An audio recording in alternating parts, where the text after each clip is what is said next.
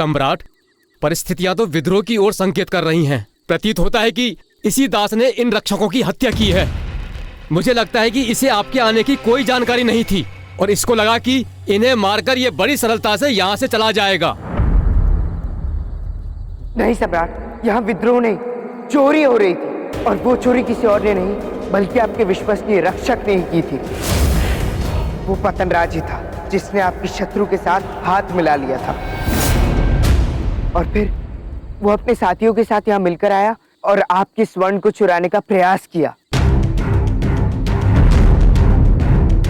और जब उसे ज्ञात हुआ कि मुझे उसकी इस योजना के विषय में ज्ञात हो गया है तो वो विचलित हो गया और उसने यहाँ के सभी रक्षकों को यहाँ से दूर भेज दिया और मुझे मारने की योजना बनाई। सम्राट, मैंने जो भी किया वो आत्मरक्षा के लिए किया था। यदि आपको मुझ पर विश्वास नहीं है तो आप यहाँ अन्य रक्षकों से पूछ सकते हैं कि उन्हें यहाँ से किसने हटाया था। क्या ये दास सत्य कह रहा है? क्षमा करें सम्राट, पतनराज के सोने के चुराने के विषय में हमें कुछ भी ज्ञात नहीं है, किंतु यह बात सत्य है कि हमें यहाँ से जाने का आदेश पतनराज ने ही दिया था। धनानंद, आज तो केवल पतनराज ने तुम्हारे वर्चस्व को ललकारा, परंतु बहुत शीघ्र केवल एक नहीं, पूरा मगध तुम्हारे विरुद्ध खड़ा होगा और एक दिन तुम्हारा एक राज्य ही नहीं, पूरा देश तुम्हारे विरुद्ध खड़ा होगा। अब तो तुम केवल अपने पतन की, अपने अंत की प्रतीक्षा करो धनानंद। सम्राट से इस स्वर में बोलने का तुम्हारा साहस कैसे हुआ?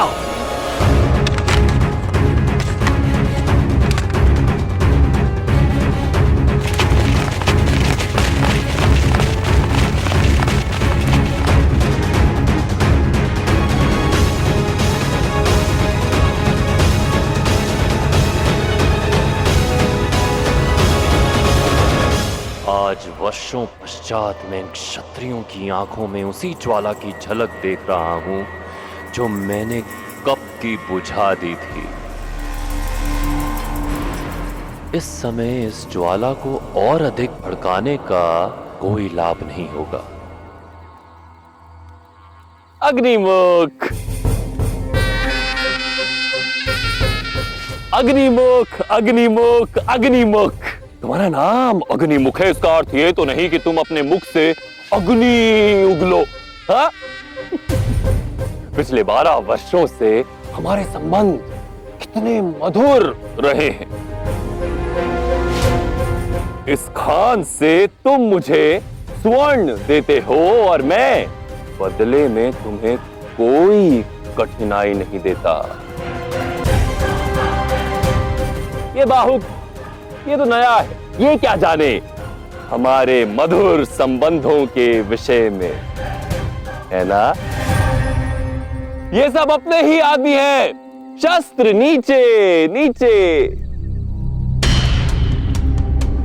बाहुक, आज से तुम पतनराज का कार्यभार संभालोगे, प्रमुख रक्षक का पदभार संभालकर। चंद्रगुप्त, तुम्हें मेरे साथ चलना होगा। यहां पर जो कुछ भी हुआ उसके विषय में तुमसे चर्चा करनी है।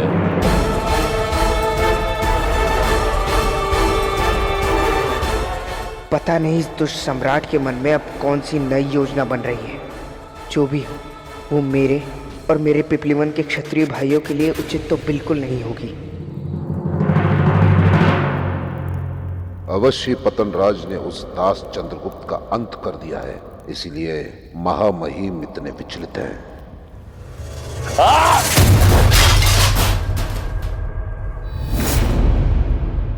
जो हुआ उसके लिए मुझे खेद है महामहिम।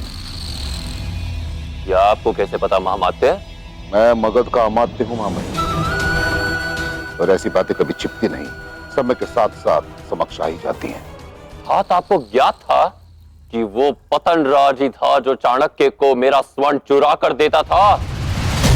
खेद तो मुझे इस बात का है कि मैंने स्वयं अपने हाथों से उसे मृत्यु क्यों नहीं दी।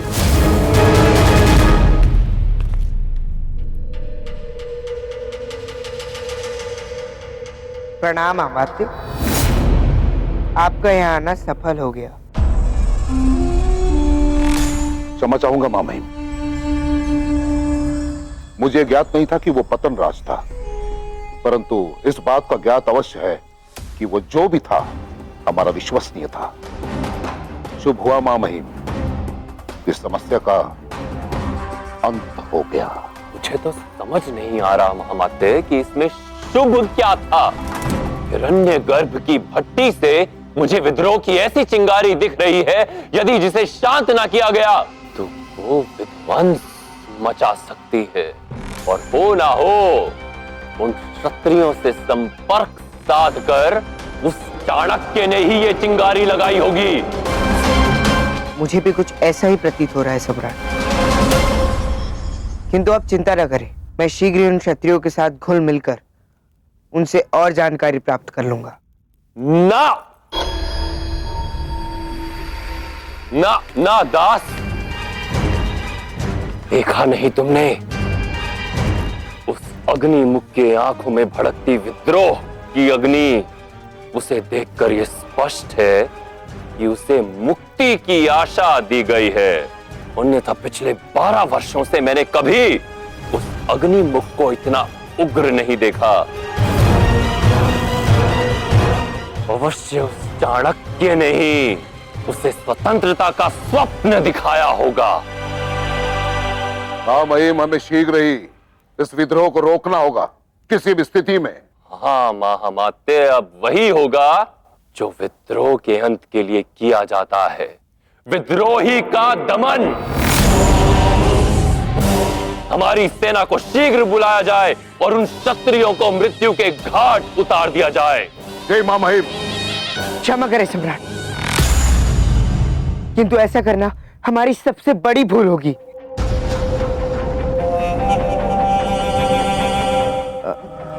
मेरा तात्पर्य है कि यदि आपने इन्हें मरवा दिया तो ये सूचना सेल्यूकस तक पहुंच जाएगी और वो सोचेगा कि सम्राट का अपने श्रमिकों पर से नियंत्रण खो रहा है, और एक क्षत्रिय जो एक दास का जीवन जी रहे हैं, उनकी मृत्यु नहीं, पूरे देश के सामने वीर गति मानी जाएगी। मामहिम, मैं कहना तो नहीं चाहता, परंतु जीवन में प्रथम बार मैं इस दास के बात से सहमत हूं। ठीक है, हत्या नहीं करेंगे उनकी, किंतु महामात्य, उन पर मुझे कड़ी दृष्टि चाहिए। किसी भी मूल्य पर चाणक्य की योजना सफल नहीं होनी चाहिए। आपकी आज्ञा का पालन होगा मामहिम।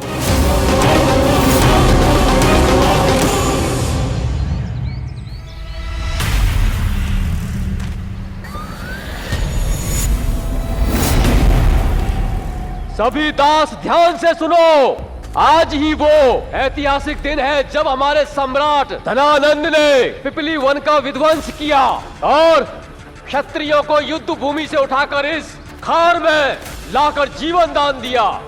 इसलिए आज के इस स्वर्णिम और ऐतिहासिक दिन को तुम्हारी स्मृतियों में अंकित करने के लिए हमारे सम्राट ने तुम लोगों के लिए एक विशेष भोज का आयोजन किया है। पढ़ो।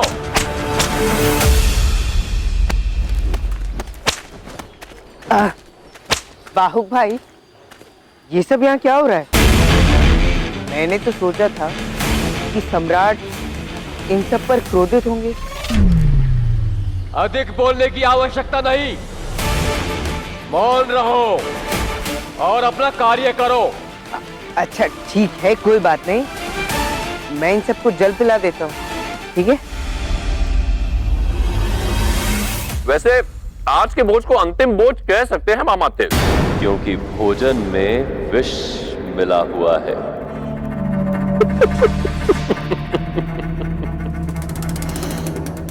ये मत महामाते, मैंने विष आपके भोजन में नहीं मिलाया, उन विद्रोही क्षत्रियों के भोजन में मिलाया था। मुक्ति चाहिए थी ना उन्हें, तो आज के भोजन का आनंद उनके जीवन के सभी कष्टों का अंत कर देगा। जल ग्रहण करते रहो, कोई भोजन गले में ना अटक जाए। लीजिए, जल ग्रहण कीजिए। पीते रहिए, जल पीते रहिए। अर्थात उन्हें विषाक्त भोजन दिया गया है। हाँ, विष, संसार का सबसे घातक विष, जिसकी कुछ बूंदे ही उनके विद्रोह की ऊष्मा को शांत करने के लिए पर्याप्त है। मेरे तिलचट्टे ने कहा था ना कि उस विद्रोह को शांत करने के लिए मुझे अपने सेना की सहायता नहीं लेनी चाहिए। मुझे उसका सुझाव उचित लगा, तो मैंने सोचा कि मुझे चुपचाप गुप्त रूप से उन्हें विष देकर मार देना चाहिए। सबको यह हत्याकांड एक दुर्घटना के समान प्रतीत होगा। साधो, बस कुछ क्षण और फिर इन क्षत्रियों के विद्रोह से जुड़ी चाणक्य की सारी आशाएं समाप्त हो जाएंगी और वो क्षत्रिय कीड़ों की भांति मरेंगे।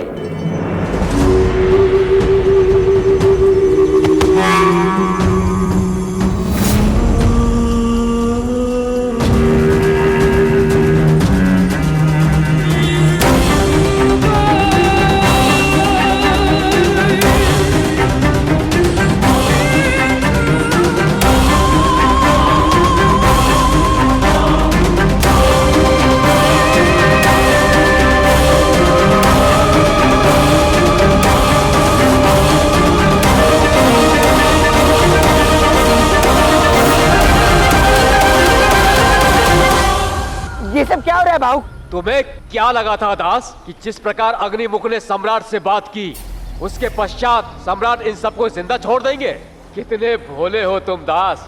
सम्राट ने इन सबके खाने में विष मिला दिया, एक अत्यंत विषैला विष, जिसको चखते ही कुछ ही क्षणों में आदमी मौत की नींद सो जाता है।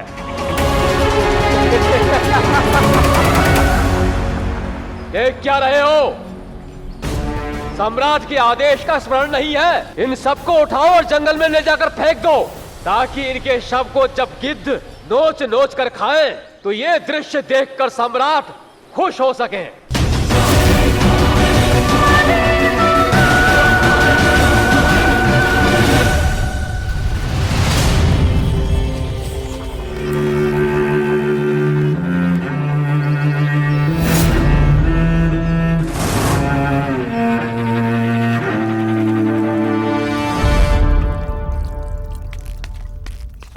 सम्राट, सारे क्षत्रिय मारे गए, उन्हें बेच दे दिया गया है। किंतु आपने ऐसा क्यों किया? दास की जिह्वा केवल हाँ कहने के लिए खुलती है, सम्राट पर प्रश्न उठाने के लिए नहीं। दास, अपनी भावनाओं पर संयम रखो। मैंने कुछ नहीं किया। कदाचित भोजन में किसी मिलावट के कारण उन क्षत्रियों के प्राण गए होंगे। ये कोई षड्यंत्र नहीं,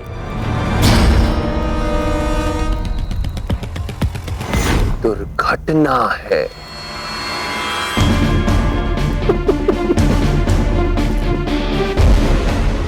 अब कोई विद्रोह नहीं होगा, मेरे वर्चस्व को कोई नहीं ललकारेगा, कोई अग्नि नहीं भड़केगी।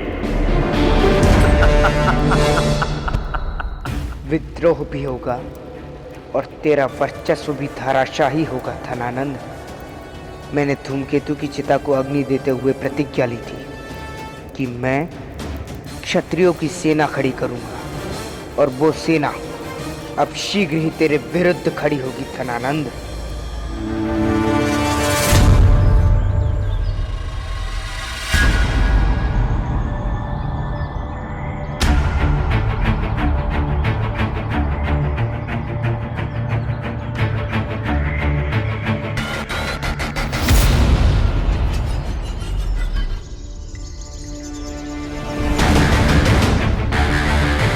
अद्भुत, ये तो मानो चमत्कार हो गया। ये जो मैं देख रहा हूँ, कहीं मेरी आंखों का भ्रम तो नहीं?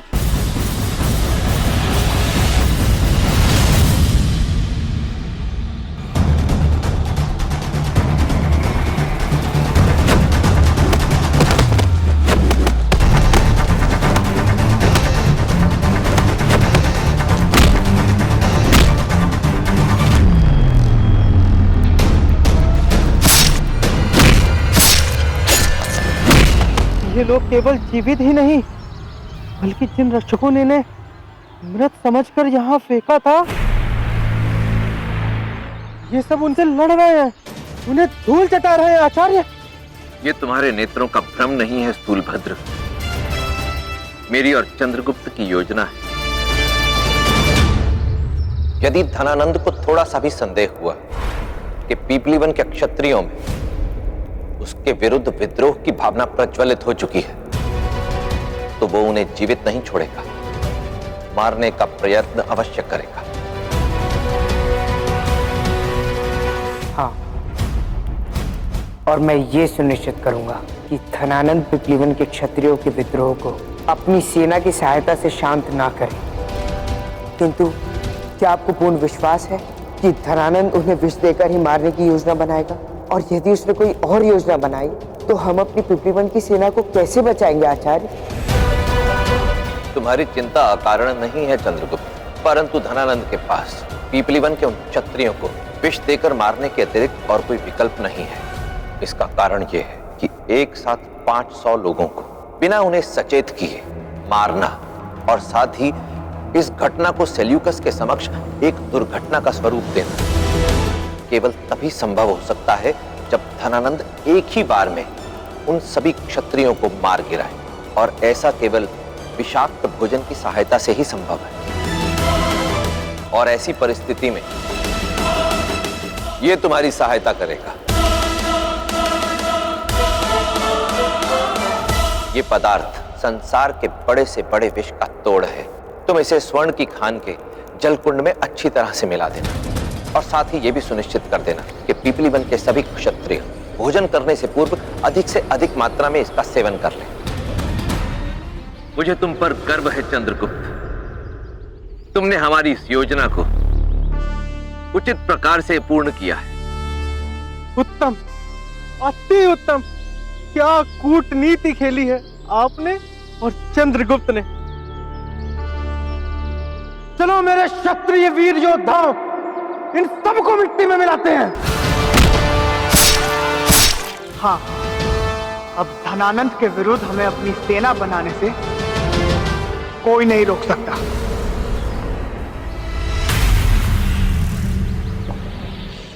आशा है हमारे योजना के दूसरे चरण को सुचारू रूप से संचालित कर दिया होगा आपने। जी मां महिम। सम्राट, योजना का दूसरा चरण वो क्या है? माना कि तुम मेरे खास हो, किंतु वो तो एक दास ही ना, और तुम इतने भी विशेष नहीं हो कि मैं तुम्हें अपनी गुप्त योजना के विषय में बताऊं। यही तो विशेषता है तुम्हारे सम्राट की कि उसके लिए कोई भी खास नहीं है। वैसे भी गुप्त योजनाएं तभी सफल होती हैं जब वो सभी से गुप्त रहे अंतिम क्षण तक। किंतु अब जब मेरी योजना सुचारू रूप से संचालित हो ही गई है, तो मैं तुम्हें अपनी गुप्त योजना के विषय में बता ही देता हूं। चाणक्य रूपी मछली को पकड़ने के लिए मैंने उन क्षत्रियों के शवों का जाल बनाया है। जैसे चाणक्य उस देशद्रोही धूमकेतु का शव लेने आया था, उसी प्रकार वो इन क्षत्रियों के शवों को लेने भी अवश्य आएगा। और जब वो ये कार्य करेगा तो मेरी विशाल सेना उसकी प्रतीक्षा कर रही होगी। आज चाणक्य अवश्य पकड़ा जाएगा।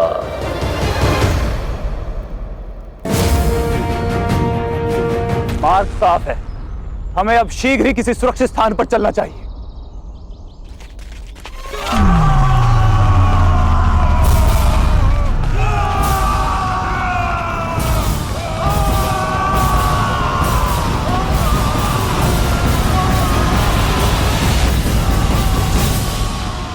ये स्वर कैसा है आचार्य?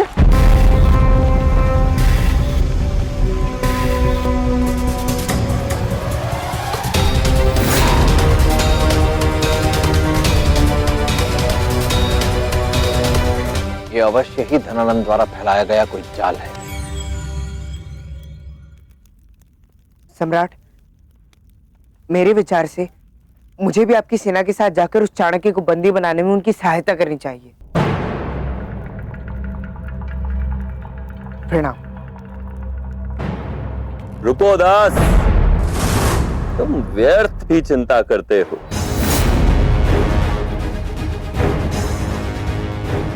उस चाणक्य को पकड़ने के लिए मेरी वो सेना पर्याप्त है।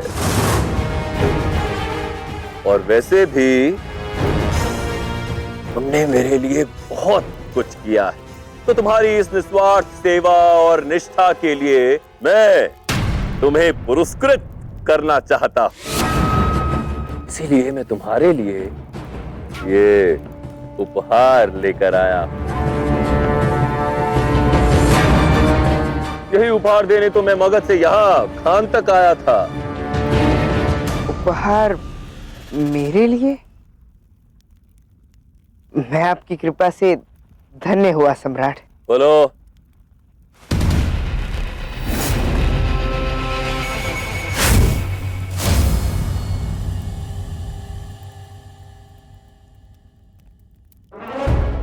यहाँ ये दुष्ट सम्राट मुझे उपहार में शस्त्र दे रहा है और वहां मेरी सेना इसी धनानंद के सैनिकों के सम्मुख निशस्त्र खड़ी है।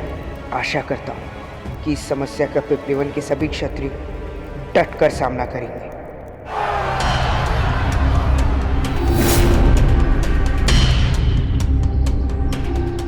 घेर लो इन सबको।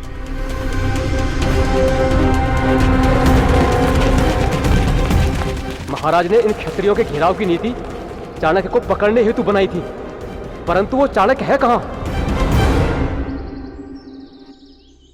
आचार्य, हम यहाँ क्यों खड़े हैं? चलिए चलकर उनकी सहायता करते हैं। नहीं स्थूलभद्र, यदि हमने ऐसा किया तो धूर्त धनानंद की ये योजना सफल हो जाएगी। यही तो वो चाहता है कि मैं इन क्षत्रियों की सहायता करने या इनके शव एकत्रित करने के लिए जाऊं और पकड़ा जाऊं।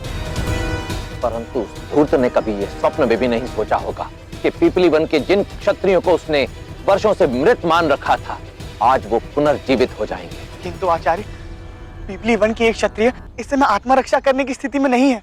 वर्षों की यातनाओं से उनका बल और मनोबल दोनों ही क्षय हो चुके होंगे।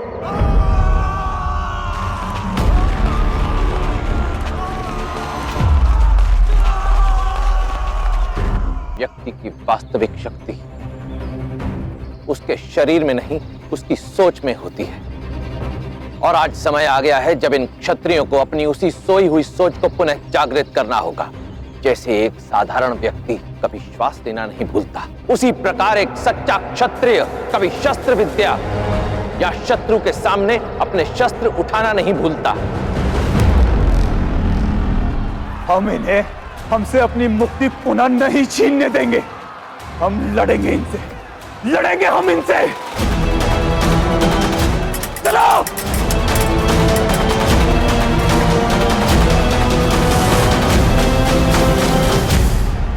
वंश,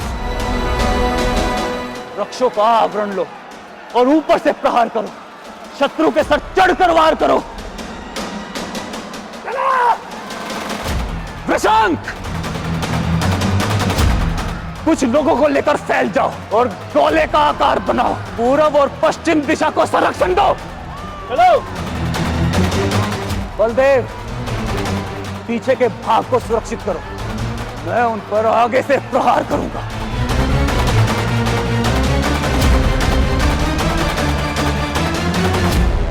पिपलीवान के वीरों, हम पिछले 12 वर्षों से धनानंद की यातनाओं को सह रहे थे, परंतु आज समय आया है उससे मुक्ति पाने का। हमारे पास शस्त्र नहीं है, परंतु हम लड़ेंगे। हम लड़ेंगे अपनी बुद्धि से। कोई भी किसी स्थान पर कुछ क्षण से अधिक नहीं रुकेगा। अपना अपना स्थान बदलते रहेंगे। आज हम ही शस्त्र है, हम ही सर्वत्र है। स्मरण है ना पिपलीवान के वीरों?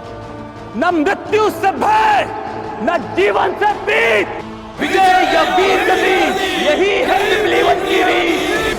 विजय या वीर गति, यही पिपलीवन की रीत।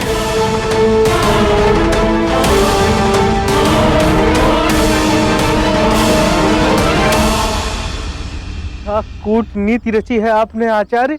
ये सभी क्षत्रिय तो वास्तव में दयानंद की सेना से लड़ने को सज्ज हैं। ये तो केवल आरंभ मात्र है। अभी देखते जाओ कैसे इन क्षत्रियों के हृदय में धधक रही प्रतिशोध की ज्वाला धनानंद की सेना का विध्वंस करती है। आज जो इनके समक्ष खड़ी है वो धनानंद की सेना नहीं, वो स्वर्णिम अवसर है जो इन्हें वर्षों की परतंत्रता से मुक्ति दिलाएगा। एक क्षत्रिय के लिए युद्ध भूमि में लड़ने का जो अवसर इन्हें आज प्राप्त हुआ है, वही अब इनके सोए शौर्य को जागृत करेगा। चंद्रगुप्त के कारण उस सोने की खान से निकलकर ये सभी अपनी शारीरिक बेड़ी से मुक्त होने में सफल रहे, और अब धनानंद की इस सेना से लड़कर ये अपनी मानसिक दासता से मुक्त होंगे। तभी होगी इनकी वास्तविक मुक्ति। इसके बारे में सम्राट को शीघ्र सूचित करना पड़ेगा।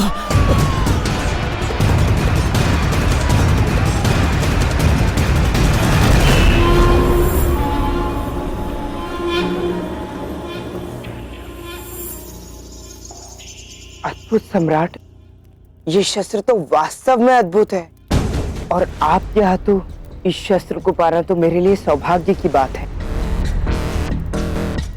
अब मैं इसे आपकी सेना की सहायता के लिए उपयोग में ला सकता हूँ।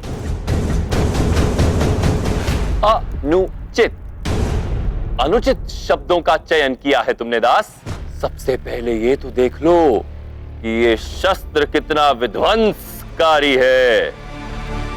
कैसे समाप्त करेगा ये हमारे शत्रुओं को।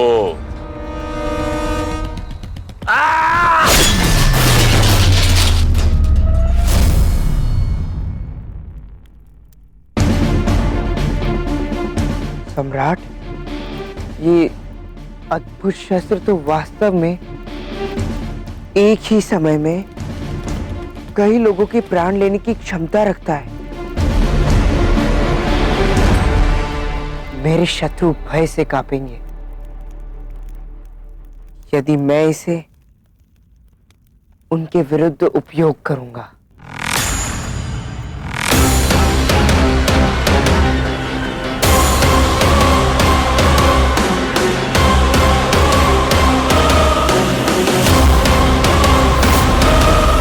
सम्राट,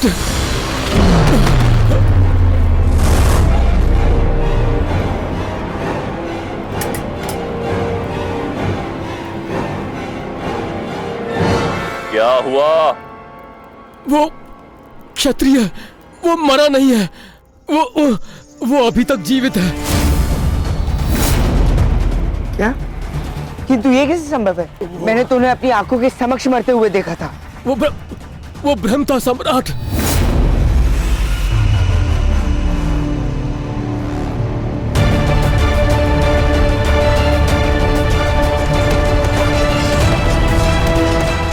वो हमारे सैनिकों के ऊपर हावी हो रहे हैं सम्राट। अगर समय रहते हमने वहां पर और सैनिक नहीं भेजे तो शीघ्र ही वो क्षत्रिय हमारी सेना का अंत कर देंगे सम्राट, और भाग जाएंगे। महामात्य, सेना एकत्रित कीजिए। वो क्षत्रिय इस प्रकार मुक्त होकर भाग नहीं सकते। हे महामहिम,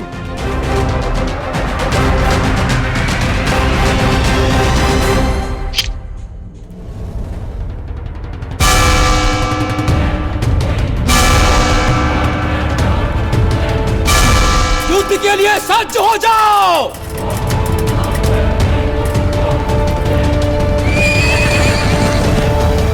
महामहिम, हमारी सेना सज्ज है।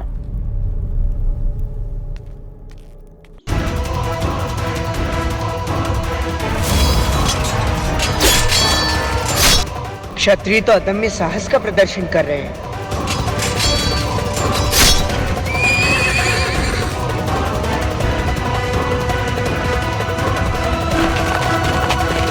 यदि मैं कुछ समय के लिए धनानंद को रोक पाऊं तो मेरे पिपली वन के भाई धनानंद की बची कुची सेना को भी परास्त कर पाएंगे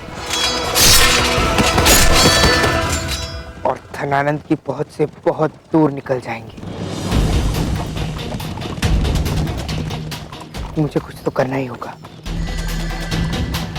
किंतु करूं तो क्या करूं?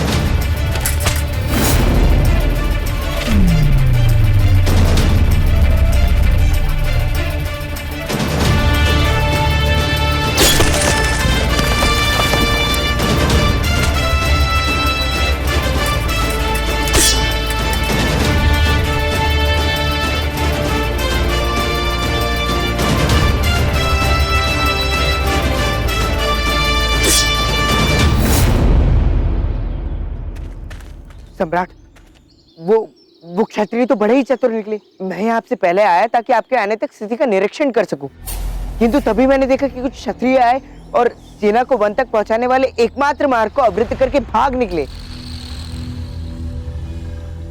किंतु अभी भी विलंब नहीं हुआ है सम्राट, हम अब भी उन्हें पकड़ सकते हैं। देख क्या रहे हो? सहायता करो मेरे दास की।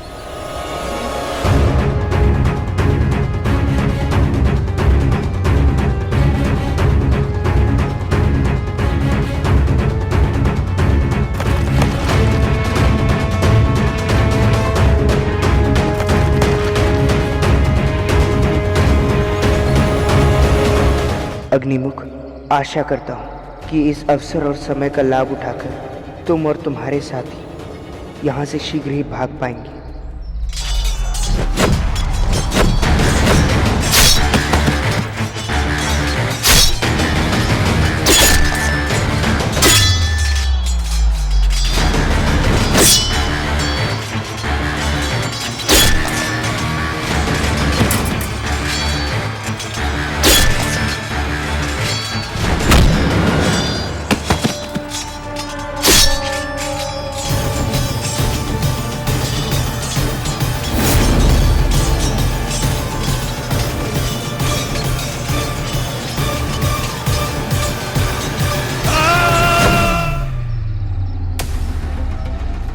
शीघ्र करो।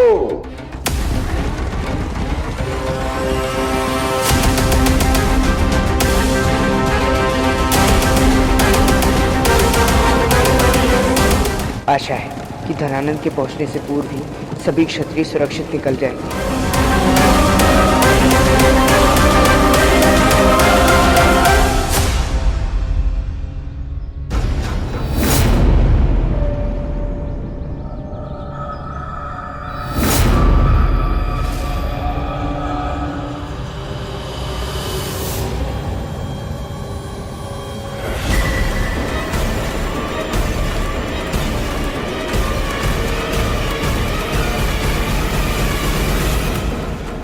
सम्राट, वो चाणक्य ले गया उन सबको अपने साथ। सम्राट,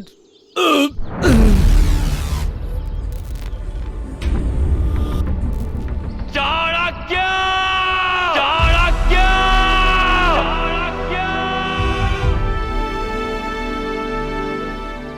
ब्राह्मण देव, आप जो कोई भी हैं, परंतु हमने आप पर विश्वास केवल इसलिए किया क्योंकि आपके पास पिपली वन का राजकीय चिन्ह था और अब हम आपके दिखाए हुए मार्ग से सुरक्षित स्थान तक भी पहुंच गए, परंतु आपने अभी तक हमें नहीं बताया हमें इस प्रकार यहाँ लाने के पीछे आपका उद्देश्य क्या है।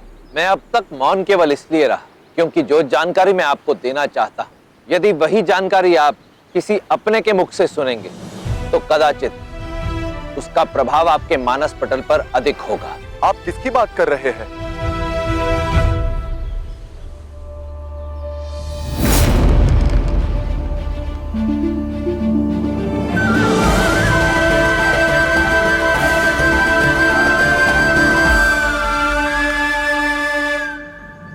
सेनापति मत्सलदेव, इस योद्धा ने अपनी तलवार त्याग दी। तुम्हें तो चंद्रगुप्त को डांटना चाहिए। क्षमा कीजिए महाराज, मैं कृतज्ञ हूँ। आपने और महारानी ने सदैव मुझे अपने परिवार का हिस्सा माना, परंतु इन नन्हे राजकुमार को मैं डांटूं, ये मुझसे नहीं होगा।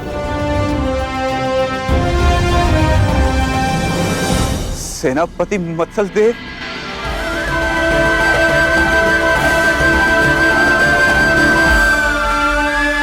सेनापति मत्सलदेव, आप जीवित हैं? हाँ, मैं जीवित हूँ, क्योंकि धनानंद मुझसे केवल मेरे पांव छीन पाया, उसके विरुद्ध लड़ने का मेरा संकल्प नहीं।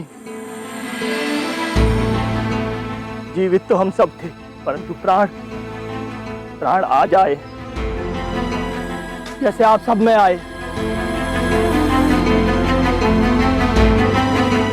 अब हमें पीपली वन का खोया हुआ सम्मान, हमारा गौरव पुनर्जित करना होगा। पीपली वन की अपनी मातृभूमि की खोई हुई अस्मिता को पुनः जागृत करना होगा। अब हमारी क्रांति का आरंभ होगा, जब हम अपना प्रतिकार लेंगे अपने राजा का, अपने राज्य का, उस दुष्ट धनानंद से।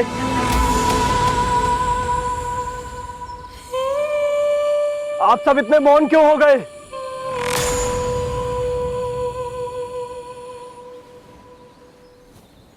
आपकी कीर्ति बनी रहे मत्सलदेव, किंतु मैं आपकी इस बात से सहमत नहीं।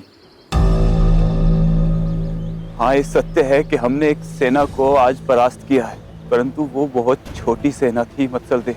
धनानंद और मगध को परास्त करने के लिए हमें एक कुशल नेतृत्व, एक उचित कारण की आवश्यकता है। और यदि प्रतिकार के लिए ही हमें धनानंद से युद्ध करना होता तो गत 12 वर्षों में हमारे पास अनेकों अवसर आए, परंतु हमने विरोध नहीं किया, क्योंकि सत्य यही है, अब हमारे पास युद्ध करने के लिए ना ही तो कोई लक्ष्य है और ना ही कोई कारण है। अभी मौर्य वंश का सूर्यास्त नहीं हुआ है। पीपली वन के राजकुमार महाराज चंद्रवर्धन और महारानी मूरा का पुत्र राजकुमार चंद्रगुप्त मौर्य जीवित है।